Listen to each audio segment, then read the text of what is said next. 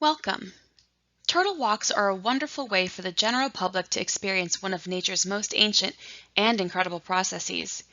Each year, thousands of female sea turtles lay their eggs on beaches all over the world, with Florida being a hotspot for activity.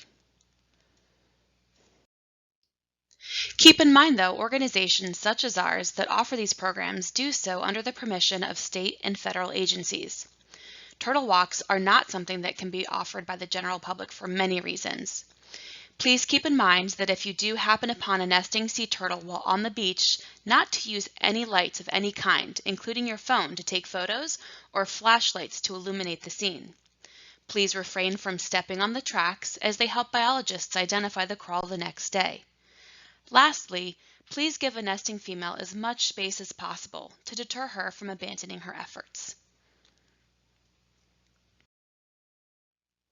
So how many sea turtles are there in the world? Well, in the entire world there are 7.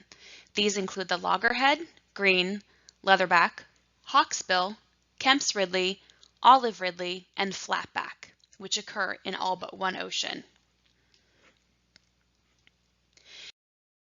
In Florida alone, we see 5 of these species in and around our waters. These include the loggerhead, green, leatherback, hawksbill, and Kemp's ridley. Out of those 5, 3 of them regularly nest on our beaches every summer. These include the loggerhead, green, and leatherback. Just as sea turtles are unique and built for life in the ocean, each of these sea turtles is unique and adapted for their specific habitat, diet, etc. The loggerhead is the most common species in Florida and the smallest of the 3, coming in at around 260 pounds. The nesting population in Florida is the largest of any in the world, and in the U.S., 90% of all loggerhead nesting occurs in our state, making it vital that we continue to protect our coastlines. They derive their name from their exceptionally large head, which is an adaptation for the prey they eat. To give you an idea of how large this can be, in-water research group biologists have encountered loggerheads with skulls larger than a regulation NBA basketball.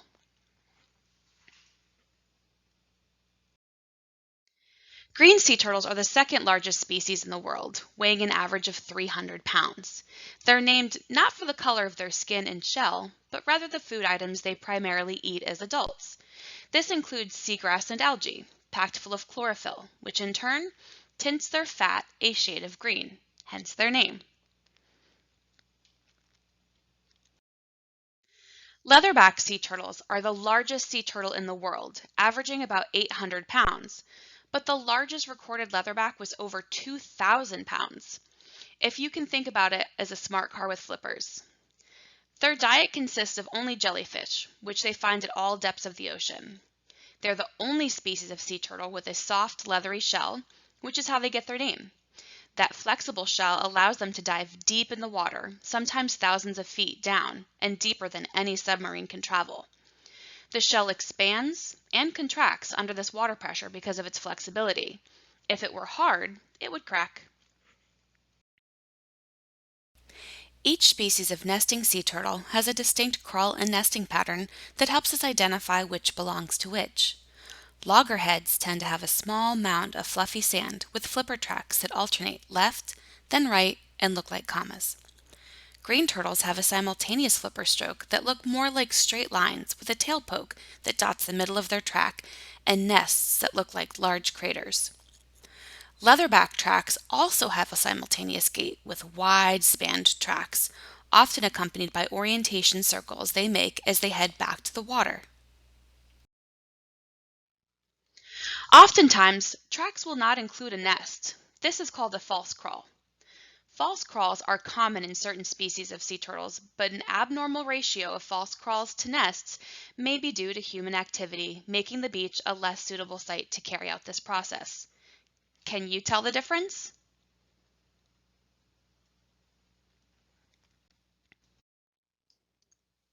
So, how does this process begin, and what does it entail? Well, the first step is finding the right beach. Mother sea turtles will often emerge from the water and take a deep sniff of the sand, looking for a suitable nesting spot. If she deems the beach worthy, she'll crawl up and begin to dig what's called a body pit. She uses her front flippers to excavate the sand below her, so she's nestled in several inches.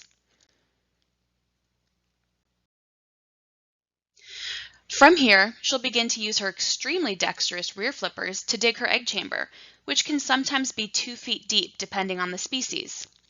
This egg chamber will look like an upside-down light bulb and hold on average 100 eggs.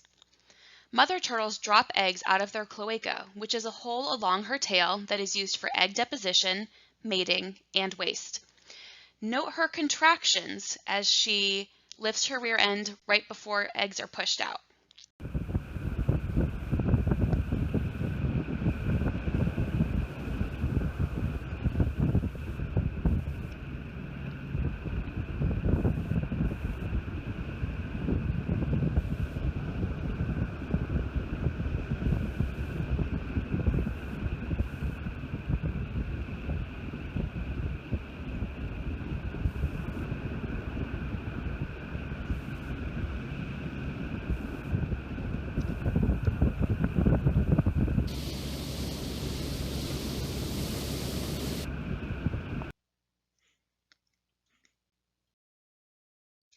These eggs are very different from bird eggs, as they're soft and leathery. This pliability is an adaptation that is designed to allow eggs to drop into the deep nest without cracking. It also keeps the eggs safe when piled on top of one another with sand packed on top during incubation. From here, the mother turtle will camouflage the nest with her front flippers, flinging sand over her body pit to hide her work from predators. Once this is complete, she will return back to the water. Chances are she will nest again in a couple of weeks. Nesting females can nest up to 7 to 8 times per season, taking several years off in between seasons. This reproductive strategy ensures maximum output of offspring for a species that doesn't care for their young.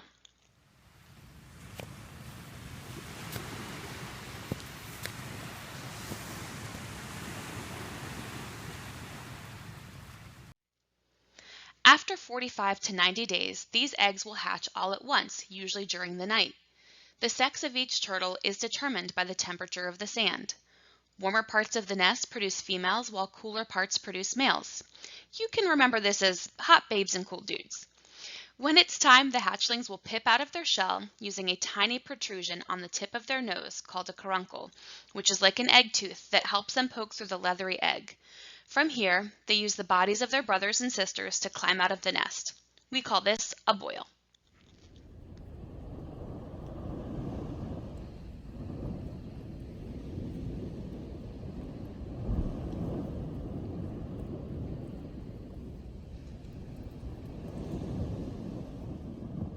From here, the turtles are on their own when it comes to survival.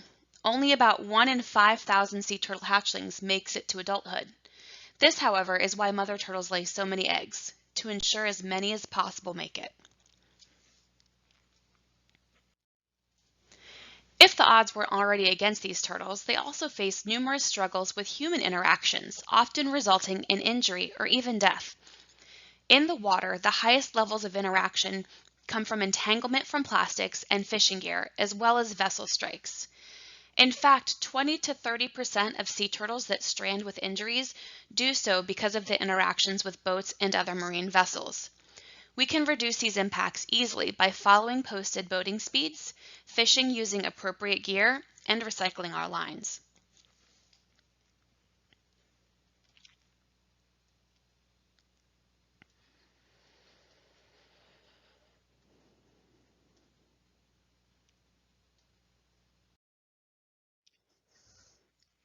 Another easy way to assist sea turtles in their conservation is by choosing the seafood you eat wisely. One of the easiest ways to do this is by downloading the Seafood Watch app. This free app will tell you how your menu item measures up in the way of sustainability, method of harvest, and mercury level, while giving alternatives when possible. What we choose matters, and it's sometimes as simple as just saying no. One of the most ubiquitous and deadly forms of interaction is marine debris. A staggering number of turtles that are brought to rehab facilities for care are riddled with plastics throughout their bodies. This photo shows a post-hatchling flatback sea turtle and its gut contents. This is not uncommon and occurs in all areas of the globe. So how does this happen? Where is this garbage coming from? Most people believe ocean plastics are caused by beach litter, when in fact 80% of marine debris comes from inland. The majority of this is related to storm drains, which help us carry rain runoff out to the sea to prevent flooding. During this time, rain will also carry lightweight garbage into the storm drains along with it. These drains are not filtered and lead directly out to larger bodies of water, ending ultimately in the oceans. Another leading culprit is balloons that get released in celebration and end up being carried out to sea or on the beach. A simple way to combat these threats are to reduce the amount of trash you're creating by using items that are reusable. You can also skip the balloon and utilize other means of celebration.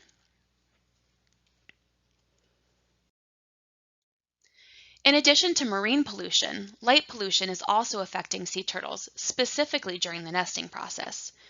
Both mother sea turtles and hatchlings are greatly affected. This happens through a process called disorientation, which can create confusion with the turtle's natural cues, telling them to go the wrong direction when trying to find their way back to the ocean.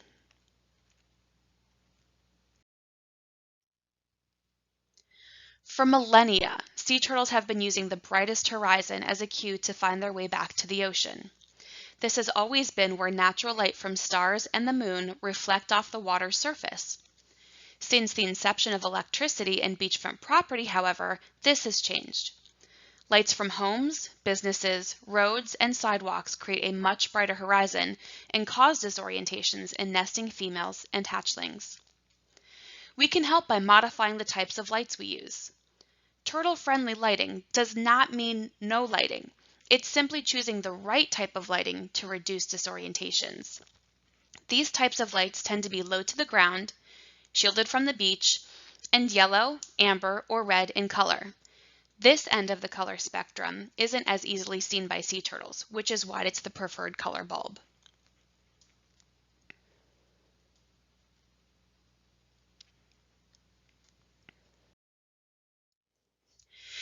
In addition to beachfront lighting, sky glow is another cause of disorientations. Light that is either emitted directly upward by luminaries or reflected from the ground is scattered by dust and gas molecules in the atmosphere, producing a luminous background, which we call sky glow.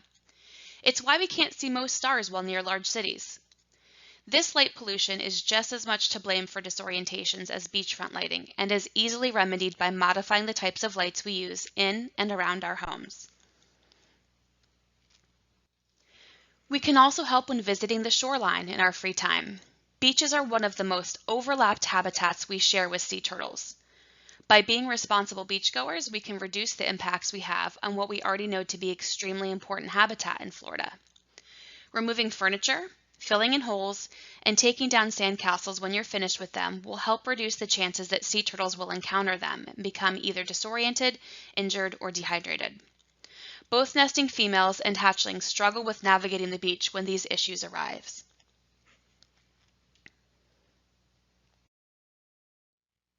We hope you've enjoyed our virtual Turtle Walk program and that you join us in our journey to protect these incredible animals for generations to come.